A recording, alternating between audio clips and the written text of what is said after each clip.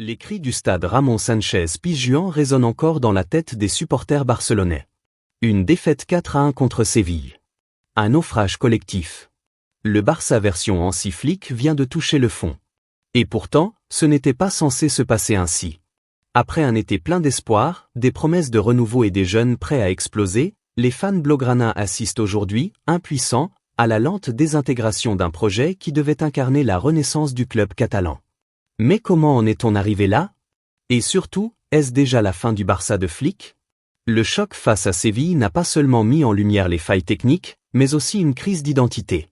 Pedri, le visage encore marqué par la déception, a résumé la situation avec une lucidité glaciale: nous n'avons ni bien attaqué ni bien défendu.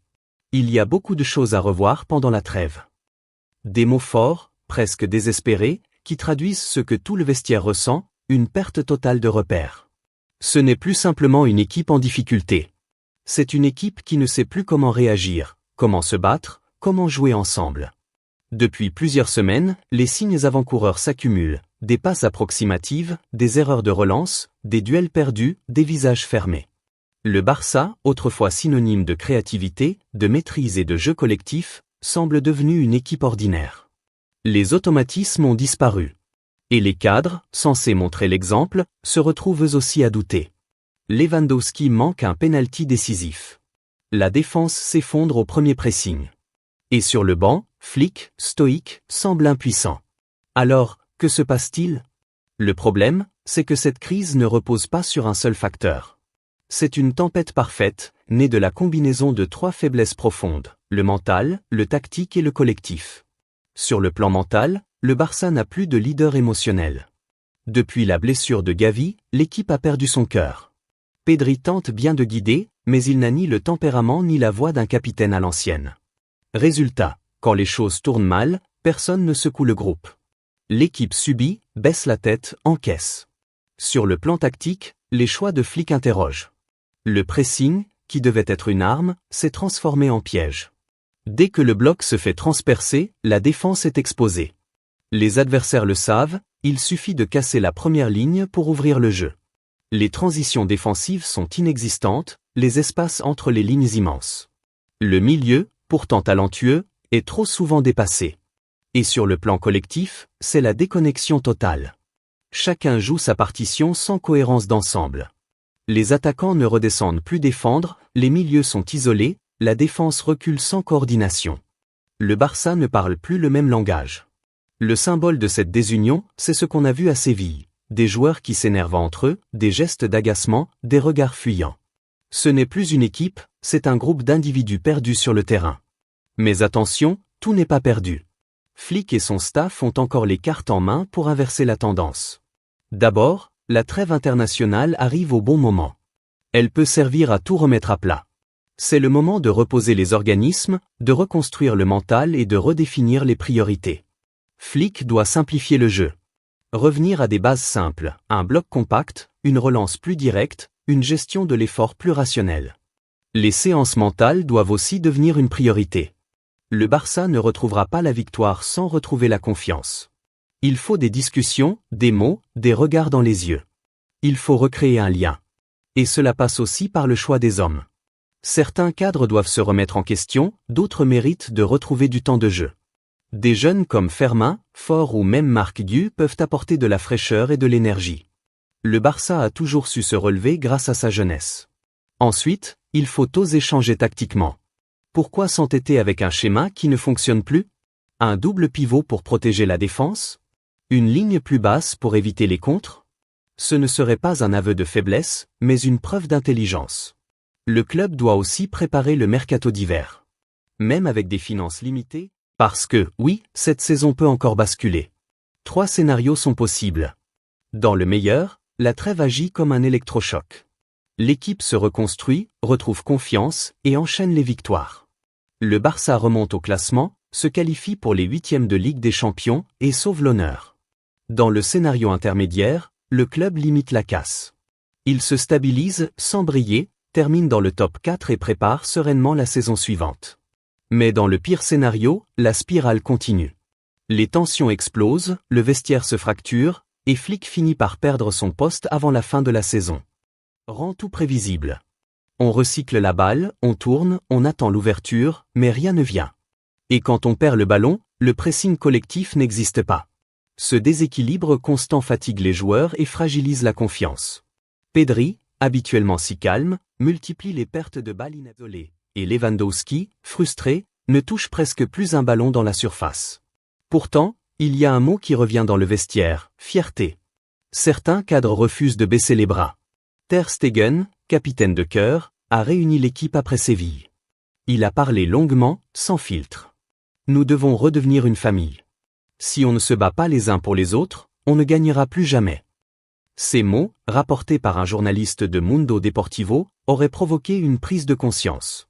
Et cette prise de conscience pourrait être le point de départ d'un renouveau. Car malgré la crise, tout n'est pas perdu. La saison est encore longue. Et le Barça dispose toujours d'un effectif capable de renverser la vapeur. Mais il faut du courage. Et des décisions fortes. D'abord, sur le plan tactique. Flick doit cesser de s'entêter avec un système qui ne fonctionne pas. Un double pivot plus solide, par exemple, avec De Jong et Romeu, pourrait redonner de la stabilité. Cela permettrait à Pedri de retrouver une position plus libre, plus offensive. Ensuite, il faut revoir la gestion de la profondeur.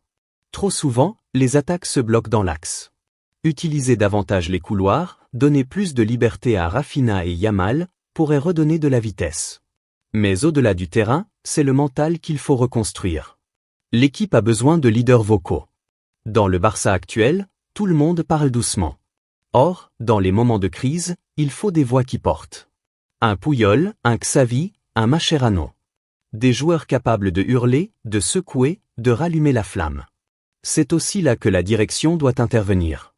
Joan Laporta doit prendre la parole, pas seulement pour défendre Flick, mais pour rappeler les valeurs du club. Le Barça, c'est plus qu'un logo sur un maillot. C'est une philosophie. Et cette philosophie, on la retrouve quand tout le monde tire dans la même direction. Les prochains matchs seront cruciaux. Le retour en Liga après la trêve, puis la Ligue des Champions, pourrait définir le reste de la saison. Une victoire, et la confiance revient. Une nouvelle défaite, et la spirale s'aggrave. Dans les travées du Camp Nou, les supporters murmurent déjà. Certains réclament un électrochoc. D'autres prônent la patience. Mais tous sont d'accord sur un point, ce Barça ne ressemble plus au Barça. Et si c'était justement le moment de tout reconstruire? La jeune génération doit devenir le moteur du changement. Lamine Yamal, Pau Cubarsí, Fermin Lopez. Ces garçons n'ont peur de rien. Ils jouent avec le cœur, sans calcul. Leur fraîcheur peut réveiller une équipe fatiguée. À condition que Flick leur fasse confiance. Ce qu'il faut maintenant, c'est un plan clair. Une identité retrouvée. Ne pas chercher à copier le Barça d'hier, mais créer celui de demain. Un Barça plus vertical, plus combatif, plus réaliste. Parce qu'à force de vouloir rejouer le passé, on oublie de construire l'avenir. Les grands clubs se mesurent à leur capacité à réagir dans la tempête. Le Real Madrid l'a fait après la crise de 2019. Le Bayern l'a fait après la saison noire de 2020. Le Barça aussi peut le faire. Mais pour cela, il faut un déclic. Et ce déclic pourrait venir d'un match, d'un moment, d'une victoire symbolique. Un succès qui redonnerait la foi à tout un peuple. Parce qu'au fond, les supporters ne demandent pas la perfection. Ils demandent de la combativité, de l'envie, du respect du maillot. La trêve internationale est une opportunité rare, celle de repartir de zéro. Reposer les cadres, redonner confiance aux jeunes, et revoir le projet sportif dans son ensemble. Flick doit profiter de ces 2 semaines pour reconstruire son équipe, non pas sur la possession ou la domination, mais sur la solidarité et l'intensité. Le Barça n'a plus le droit à l'erreur. Chaque match sera désormais une finale. Et c'est peut-être dans cette pression extrême que naîtra la réaction. Le football est une question de cycle. Et chaque chute précède une renaissance. Si le club catalan parvient à transformer cette humiliation en leçon, alors cette période deviendra une étape fondatrice, comme l'ont été les débuts de Guardiola après Ricard, ou le renouveau de Luis Enrique après le chaos de 2014. Mais pour cela, il faut de la lucidité. Accepter la réalité. Reconnaître que le Barça d'aujourd'hui n'est plus celui de Xavi, Iniesta ou Messi. Et qu'il faut construire autre chose, sans complexe. Car la pire erreur serait de s'enfermer dans la nostalgie. Le Barça n'a pas besoin de revenir en arrière, il doit avancer. Et avancer, c'est oser. Oser changer de système. Osez titulariser les jeunes. Osez défier les codes. Les fans, eux, seront toujours là. Ils l'ont prouvé, même dans les moments les plus sombres. Parce qu'aimer le Barça, c'est aussi souffrir avec lui. C'est croire, même quand tout semble perdu. Alors oui, la situation est grave. Oui, les chiffres sont alarmants. Oui, Flick est sous pression. Mais l'histoire du club prouve qu'aucune nuit n'est éternelle. Un jour, cette équipe retrouvera sa lumière. Peut-être plus tôt qu'on ne le pense. Et ce jour-là, on se souviendra que tout a commencé ici, dans la douleur, dans la honte d'une défaite à Séville, dans les doutes d'un vestiaire brisé. Parce que c'est souvent dans les ruines qu'on reconstruit les plus grandes cathédrales. Et toi, fan culé, si tu veux suivre cette reconstruction pas à pas, si tu veux vivre chaque émotion, chaque défaite, chaque victoire comme si tu étais au Camp Nou, abonne-toi maintenant à Voix-Cul. Active la cloche pour ne rien manquer des analyses, débats et coulisses du Barça. Dis-moi en commentaire, selon toi, quelle est la priorité absolue pour sauver cette saison? Le mental? Le système? Ou un vrai changement d'homme? Partage cette vidéo à tous les supporters Blaugrana autour de toi. Ensemble, continuons de faire vivre cette passion, même quand elle fait mal. Parce qu'être culé, c'est ne jamais abandonner. Même quand tout s'effondre, on garde la tête haute. Parce que le Barça, c'est plus qu'un club. C'est une foi.